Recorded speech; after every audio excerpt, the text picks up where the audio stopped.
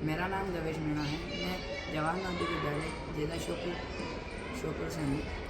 मैं कक्षा 10वीं का छात्र हूँ। ये जो हमने मॉडल बनाया है, ये जो वेस्ट वगैरह होता है उसको रिसाइकिल करके और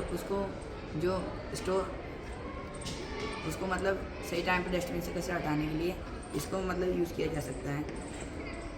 जैसे हमारा शहर श्योपुर है, यहाँ पर नॉर्मली जो प्रदूषण है उसकी मात्रा काफ़ी ज़्यादा है, तो उससे मतलब कि ना दिन में 2 बार नगर पालिका की गाड़ी आती है और डस्टबिन वगैरह में जो कचरा होता है किसी जगह पर ओवरफ्लो हो जाता है और किसी जगह पर ज़्यादा कचरा डस्टबिन के अंदर नहीं आ पाता, तो उससे जो मेन पावर वेस्ट होती है कि दो बार जाना पड़ता है और हर जगह पे जाना पड़ता है कचरा लेने उससे हम इससे मेन पावर को बचा सकते हैं।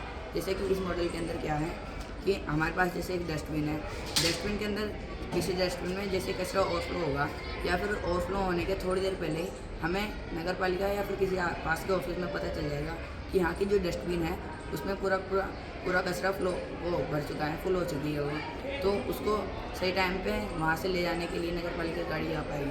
तो इसके करने के लिए हमारे पास जैसे कि एक डस्टबिन है, डस्टबिन के अंदर हमने एक सेंसर लगाया हुआ है। सेंसर के द्वारा हम ये पता कर पाएंगे कि जैसे ही कचरा ओवरफ्लो होने वाला रहेगा, इससे थोड़ा यहाँ पर इधर सूचना मिल जाएगी सेंसर के थ्रू। जैसे कि ये डस्टबिन है, इसके अंदर कचरा है, अब जैसे इसके अंदर पूरा ये कचरा भरता है, ओवरफ्लो होने वाला होगा, उसके पहले इधर सेंसर से बच जाएगा साउंड, तो इससे हमें पता चल जाएगा कि जो कचरा है वो ओवरफ्लो होने वाला है, और इससे कि हम मतलब कचरे को सही टाइम पे कचरे को सही टाइम पे हटा सकते हैं वहाँ से। और इससे हमारा एक और फ़ायदा ये है कि कुछ जगह पे कि जो डस्टबिन होती है वो पूरी भर नहीं पाती और उसको रोज़ के रोज़ लेने जाना पड़ता है, इससे हमारी मेन पावर वेस्ट होती है। उसको भी हम इससे बचा सकते हैं कि जिस जगह पे डस्टबिन फुल हो चुकी है उसी जगह से हम उसको हटाएँ।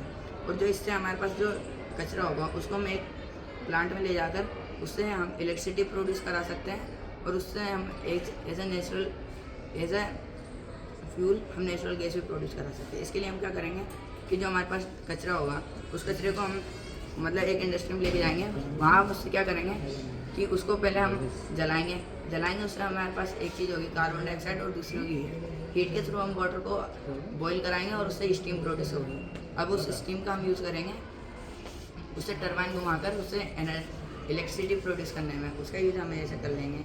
और जो हमारे पास कार्बन डाइऑक्साइड को कार्बन अब्जॉर्बर के द्वारा हम उससे वो बनाएंगे मीथेन या फिर नेचुरल गैस। अब नेचुरल गैस को हम एज अ फ्यूल भी यूज़ कर पाएंगे।